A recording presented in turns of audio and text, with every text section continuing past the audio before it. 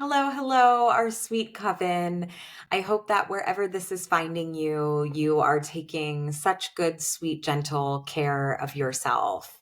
I am B, my pronouns are she, her. I am your resident numerologist, and I do have an individual episode for you today that is all about angel numbers.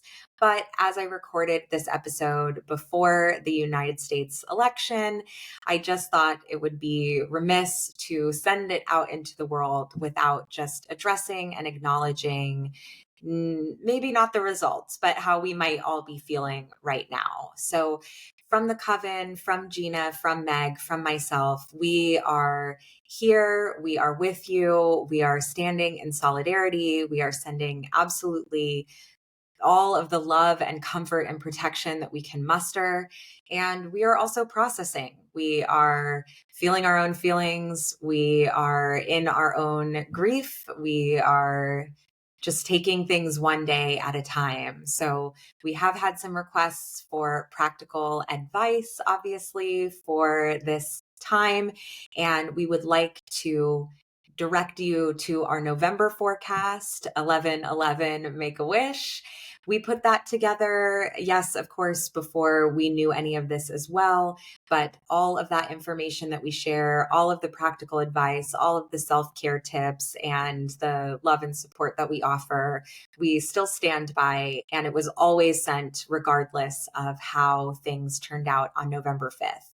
So, again, if you are looking for extra support from us in this time and you have not checked out our November episode, please do. But yes, we just wanted to acknowledge right at the top that this is quite a week, that, of course, everyone has their own ways and their own needs when it comes to sitting with their feelings, processing this information, figuring out how to move forward.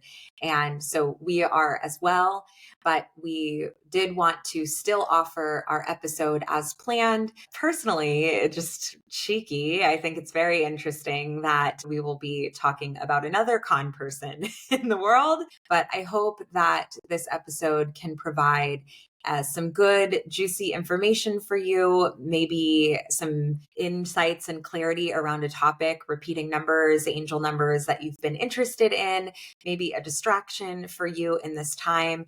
But also, please know that it is evergreen. So if you are not in a place where you can engage with it right now, that is completely, absolutely fine. But yes, please listen to the November forecast for practical advice and support moving forward. But we are here for you. We love you, little coven. We all will get through this together.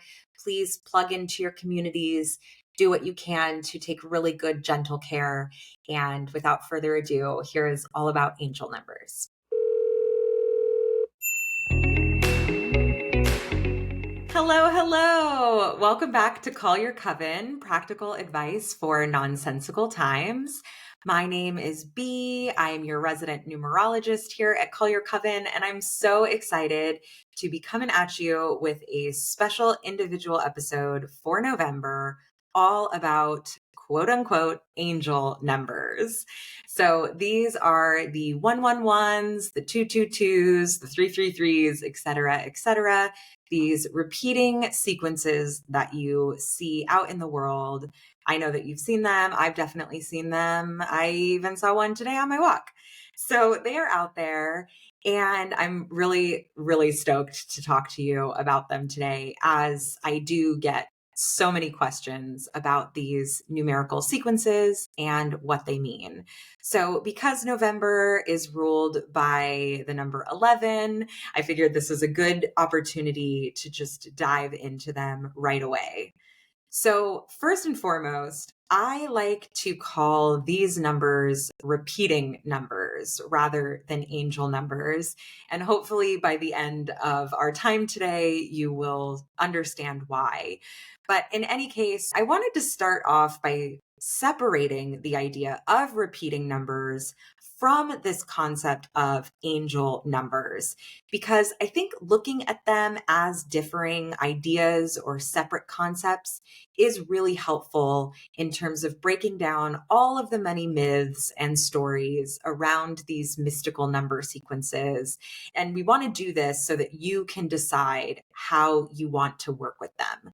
because that is also something I really want to impress upon you right here at the top, is that like any spiritual or magical teaching, how you work with repeating numbers really is your choice. You get to choose how you want to use this information, how you want to absorb the history of them, et cetera, et cetera. So it's really in your hands. Now, earlier this year, I gave a lecture, a free lecture called What's the Deal with Repeating Numbers?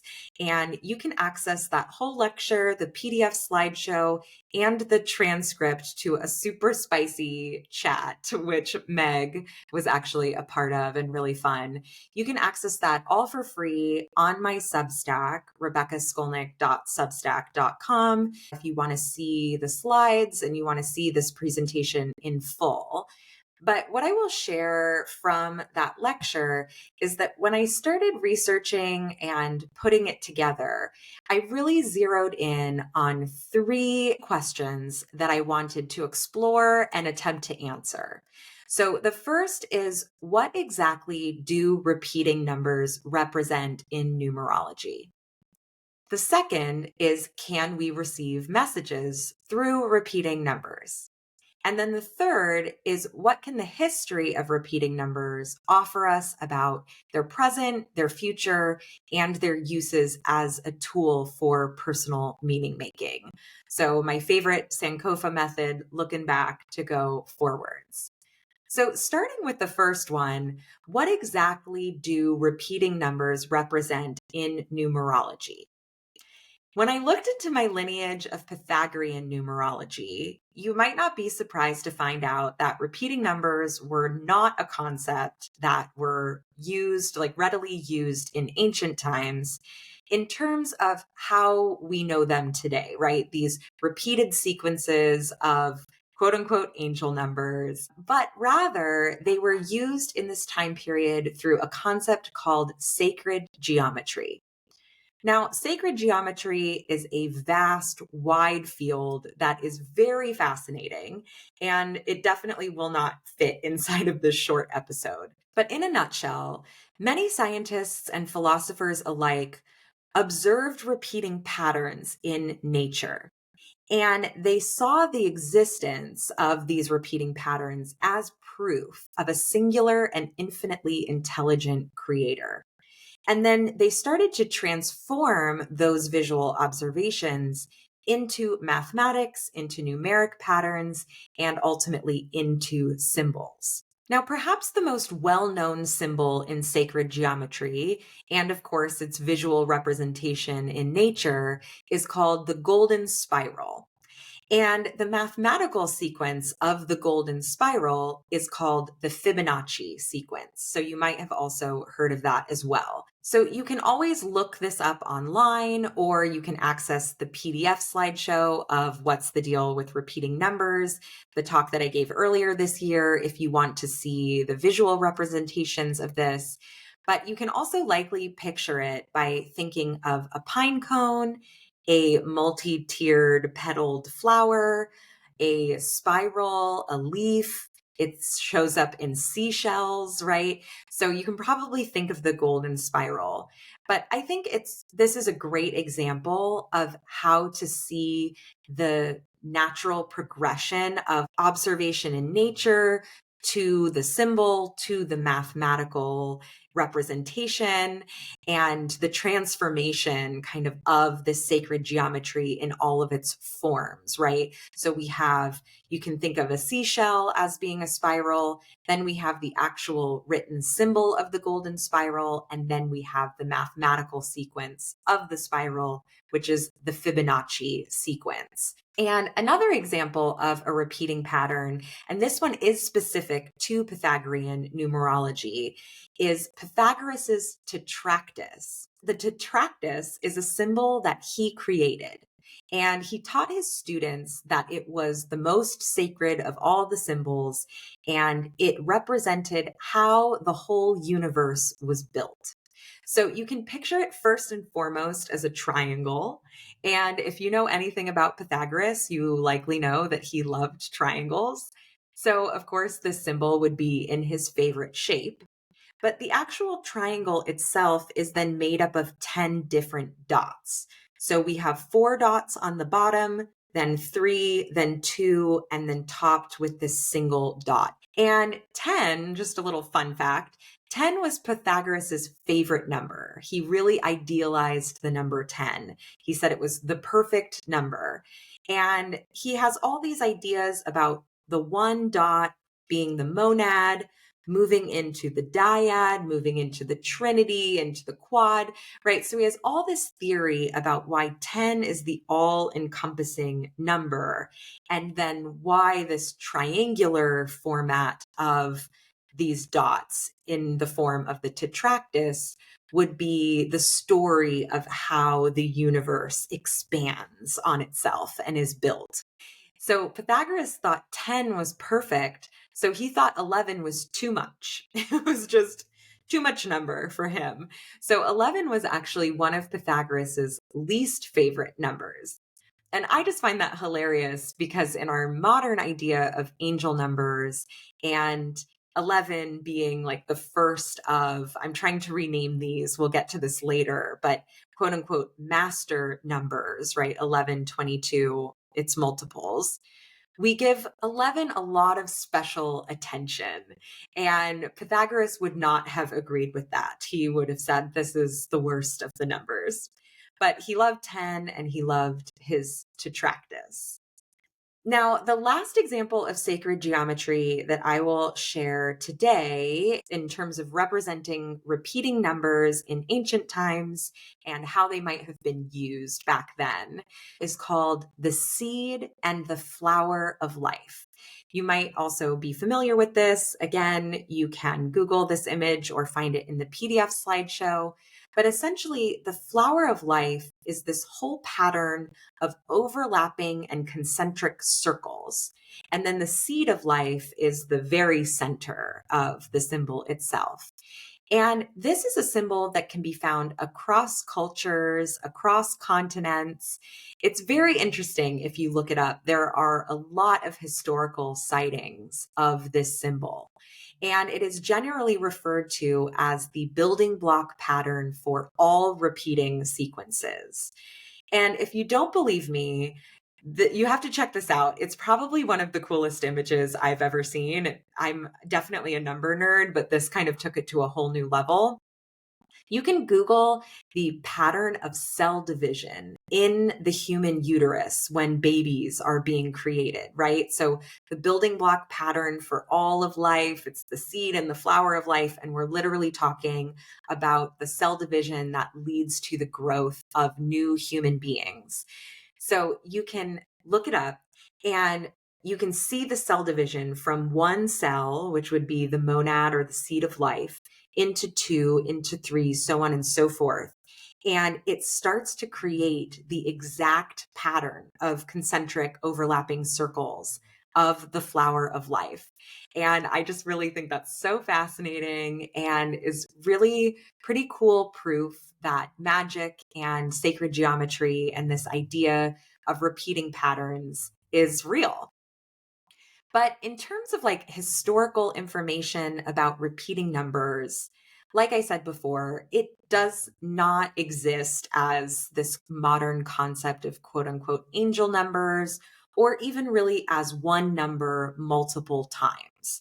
So that wasn't really part of any kind of historical or ancient study, except maybe 666, which the sign of the beast, it gets a really bad rap in terms of biblical or Jewish gematria. But yeah, we don't really see one number being repeated multiple times to mean anything outside of something like sacred geometry, which doesn't just stop at repeated numbers in the same sequence. It's more about sequencing, it's more about numbers as a whole and patterns and measurements and so on and so forth. But I do really think that it's cool to see these repeating patterns and the journey from observing them in nature in their natural form, symbolizing them as an image, and then also looking at what the numerics of it would look like mathematically on the page. So then that lends the question, how did we get from sacred geometry to this idea of repetitive angel numbers as we tend to think of them today? Well, first, there is one unique link between then and now that I do think is an integral part of this equation. And that is the Swiss psychiatrist and psychotherapist Carl Jung, specifically his ideas and writings around the concept of synchronicities. Jung was the first to talk about this idea of synchronicities to describe circumstances that appear to be meaningfully related, yet lack a causal connection. So, this seems to be kind of the foundation of how we got from ancient repeating patterns to more of like angelic messenger communication numbers out there in the world through this idea that we can observe and experience synchronicities. So it might not be provable that this message is coming to you from a divine source. However, we experience it. It resonates with us. It's related to this modern idea of there are no coincidences, right? Like if it's happening, it must be real. So how could this not be meaningful? And Jung really seems to be the defining link, and this idea of synchronicities seem to be the defining link in the middle of how we got to angelic messenger numbers. But if we are really going to dig into it, let's talk about what exactly the modern concept of angel numbers is and are. So I'm just going to rip the Band-Aid off. Angel numbers are a very modern concept. They did not exist before the 1990s, and they have little to no historical roots. First of all, that's okay. I definitely don't believe that the oldest ideas are the most valid. I actually think that's really religious, dogmatic, kind of biblical thinking, right? To say old is the best. And so new and modern thought is totally fine by me and by many spiritual practitioners. But I think that we have to be aware of the histories of these spiritual tools that we're using if we want to be representing them and practicing them in ways that do center our truth and our values and integrity. So, angel numbers as they stand today are a term for repeated sequences of numbers such as 111, 222, 333, etc. And they're not all repeating numbers. Some of them, 121, it's just some kind of repeating sequence. And a lot of the books that I have read about angel numbers channel information for thousands of numbers, right? We're not going to go over those today. By the end of this episode, I will give you some key phrases for the building block numbers of 111 through 999. But yes, if you are interested in knowing the angelic message behind pretty much any combination of numbers, you can definitely find that information out there. One of the things that makes me really curious about angel numbers is that most religions and belief systems do actually include stories about angels and about the role of these angelic beings or energies being of the divine that interact with humanity. So many of these stories do position angels as messengers, and it's not just the biblical canon. So, of course, we do have Gabriel, the archangel that heralded the news of Christ's conception and birth. But we also have the Greek pantheon, where we have Hermes being the winged messenger god. And yes, I think repeated numbers, again, are a totally flashy way for the universe to communicate. I would be lying if I said that I don't notice repeating patterns all of the time. And I definitely think the answer to my second question of can we receive messages through them is yes. Absolutely, we can. I really do think that we can use this information to communicate with whoever it is that we're communicating with in whatever way we want to, and that feels good and supportive. And it's also very important to say that most of, if not all of the leading information on angel numbers has been channeled. So this means that you are not dealing with historical or scientific information.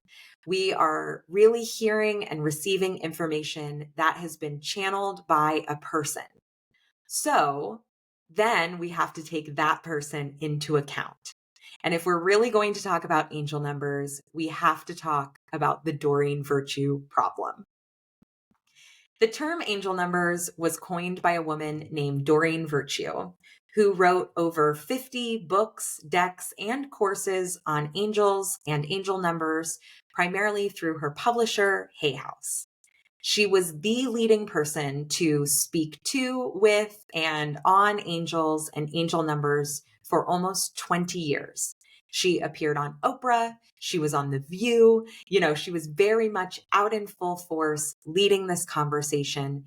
And she was one of the earliest people to monetize their YouTube channel to actually make money from posting videos on YouTube. So Doreen Virtue has a huge audience, and she is very clearly prolific in the space. Now, the Dictionary of Contemporary Esotericism includes information about Doreen Virtue, and it says that the primary focus of her spiritual practice was called angel spirituality. It was a new form of New Age thought that attributes esoteric and occult qualities to Christian angelic beings. Now, a lot of us, myself included, probably do practice some form of spiritual syncretism. Syncretism is the combination or amalgamation of different spiritual tools, beliefs, concepts, deities, etc. And syncretism runs rampant in New Age practices. And I don't think that there's necessarily anything wrong with syncretism. In fact, there are many religions and schools of thought that are syncretic in nature. But something about angel spirituality, right? It's attributing these more ancient qualities to a more modern Christian canon. So it's already operating in this very liminal, like strange space that through the life and journey of Doreen Virtue only gets weirder. In 2017, Doreen Virtue repented. That is her word, not mine, from all of her New Age work, and she was born again into evangelical Christianity. You can go to her website, you can watch her testimony, you can learn from her herself how she has completely stepped away from all of her work. And she has worked very hard in the last 7 years to remove her name from all of her decks, all of her books. And she is very loud and very upset that there are copies out there still circulating with her name on them, because she has now deemed all of the angels that she was channeling to actually be demons and devils, and says that all of her work was satanic. Since 2017, she has not only railed against her old work, but she has railed against yoga, mindfulness, Christ consciousness, all tools of divination, and quite a few select pastors and churches that she deems to be too aligned with the New Age and now anti-Christian. So she really went from being a leading expert in angels to now being a leading expert on what a Christian is. But in her brain, somehow the two don't meet. Somehow angels do not meet with her new idea of evangelical Christianity. But here are some words that maybe will clarify this viewpoint. This is from Doreen Virtue's website. She said, "I really apologize for teaching about calling on angels, because not one person in the Bible calls upon angels. If God wants to send an angel to someone, he will send it." From her viewpoint now, it is not on us to communicate with angels. It is on God to send the angels to communicate with us. So it really has to do with agency here, which is another big red flag for me. But she quotes 2 Corinthians as being one of the passages of the Bible that changed her life. And it says that calling on angels is dangerous because demons masquerade as angels. So, really, what happened is in 2017, she read the Bible, and this passage made her believe that she was speaking with demons, that she was a sinner, that she needed to turn back to Jesus and to God, and that everything that she channeled for the last 20 years of her life and career was actually a devil in disguise. Doreen Virtue was my first tarot teacher, to be honest. I used her angel tarot deck when I first got started after I left the church. And I really found it to be this beautiful bridge between the Christianity that I had grown up with and this newfound tarot or spiritual practice that I was interested in. And a lot of reasons why her decks have been problematic in the past is because they definitely are way more love and light than shadow work. But I actually really loved her decks. And so it was very shocking to me to read all of her new feelings about her work. And if you are interested in kind of an updated, I've been reading about her since 2017 when she officially came out with this change. And her Instagram, her website, her YouTube is a very dark deep dive if you ever want to go down that rabbit hole. But The Cut at New York Magazine also just actually interviewed her. Someone from The Cut called her, and her updated notions of her work, it has not changed. And she's even kind of martyring herself at this point and saying this change, this repentance all came at great personal cost. Like, she's having a lot of tax issues and financial issues, having to pay back taxes on all the profits that she's now given up because she doesn't want to be associated with her work. It's very interesting. So definitely check that out. What I will share about her is that when I looked into her life from a personal standpoint, being very interested that one of my first teachers is now turning her back on everything, I was so not surprised to find out that Doreen Virtue is on an 11 life path, which is the idealist. And I find this number really significant for her spiritual teachings and her trajectory, even after she's made this change, right? She's still stayed in the spiritual and religious space. She is still very much coming at this from a role of leadership. She's just now changed what she's a leader in. She was an expert in one field and now she's an expert in this other field. But really interesting is that 2017, when she had this whole life change, she was in a personal 7 year. And I find 7 to be one of the hardest personal cycles to run through. I really tell my clients to gird their loins in a 7 year. And I have to do the same because 7 is also a very spiritual number. So it creates the climate both for spiritual revelation, but also spiritual doubt. So it's very interesting to me that this whole change happened to her during this 7 year. And you can find gossip about her on Reddit. You can find out what was happening in her actual life circumstances with divorce and dyeing her hair. She was really kind of shedding one skin and moving into another in this year. But of course, these really all feel like 7 things to me. But Doreen Virtue would tell you that the information I've just shared with you is satanic. So, take that with a grain of salt. But I do wish her the best. She's very clearly on a journey. I've spent way too much time thinking about her. But yes, go down the Doreen Virtue rabbit hole as little or as much as you would like to. For the sake of today and our work with angel numbers, what do we do with all of this, right? What do we make of all of this history? And maybe this is my hottest take, but I think if you want to work with repeating numbers, you should. I like to know the history. I like to know where it comes from. I like to know that this woman named Doreen Virtue basically made this all up 20 years ago and now has said it's all bullshit and demonic. But I think we all know through our own experiences that repeating numbers and repeating sequences are out there. We see them all the time. We see them on license plates, on clocks, and phone numbers, on TV, in real life, on strangers' shirts. And I think that if you want to work with these sequences, you absolutely should and you absolutely can. And the meaning making is really yours to make. My advice is to be specific in your asks for signs, whether you're speaking to God or the divine, your guides, angels, whoever it is, and then really just keep your eyes peeled for them to be anywhere. You never know where they're going to show up. And if you've asked for a sign, it doesn't do any good to deny it when it shows up. So really be present with yourself and receive the signs and take it from there. So, if you are interested in learning the meanings of thousands of channeled numbers, I'm going to tell you in a second how to make that meaning yourself. But really quickly, I do want to shout out two books, two sources. If you would like to stick with a more biblical angel version of these numbers, check out the book Angel Numbers by Kyle Gray.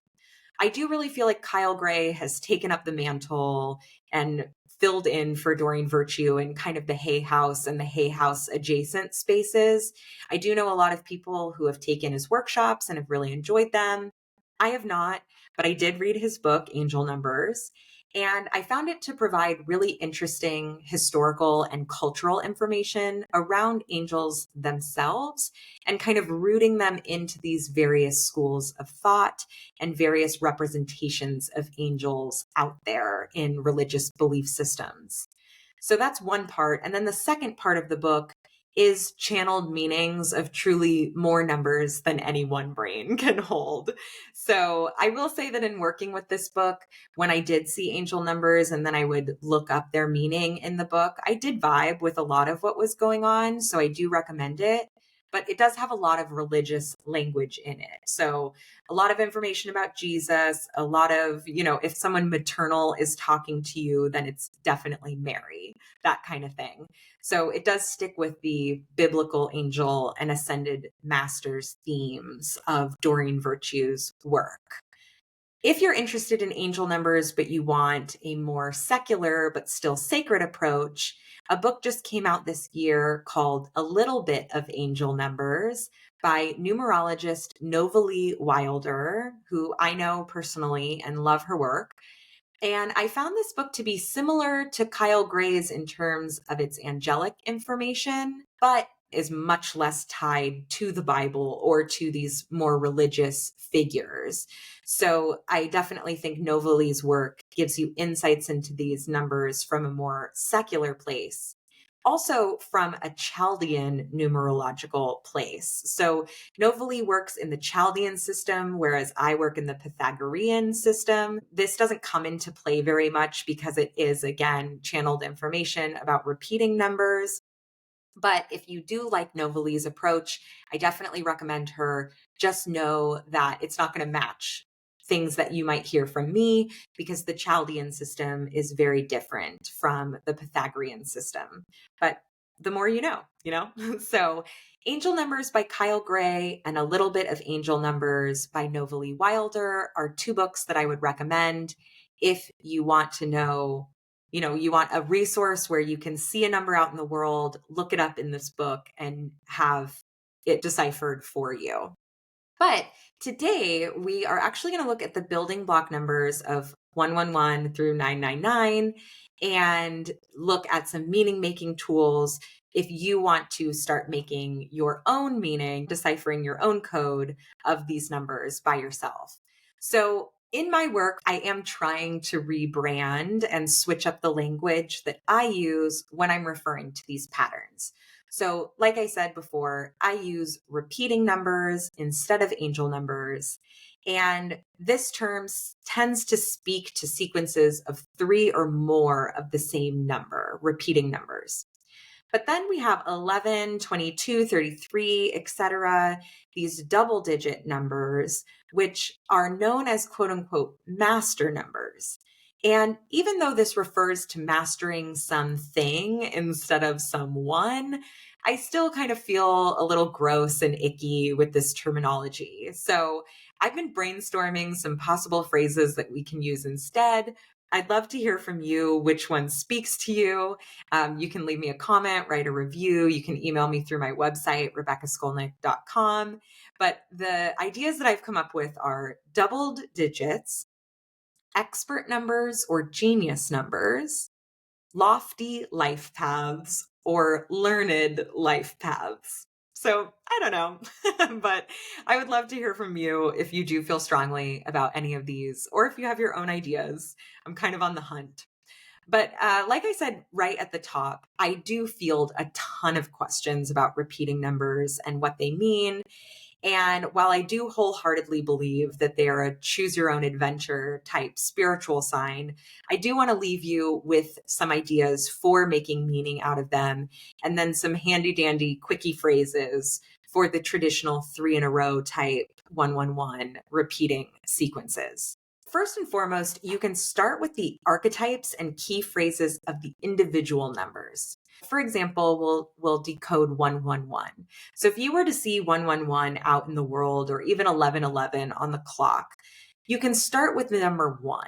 So the archetype I use is the trailblazer, and its concepts are the self, the start, initiation, manifestation, unity, the all, so on and so forth.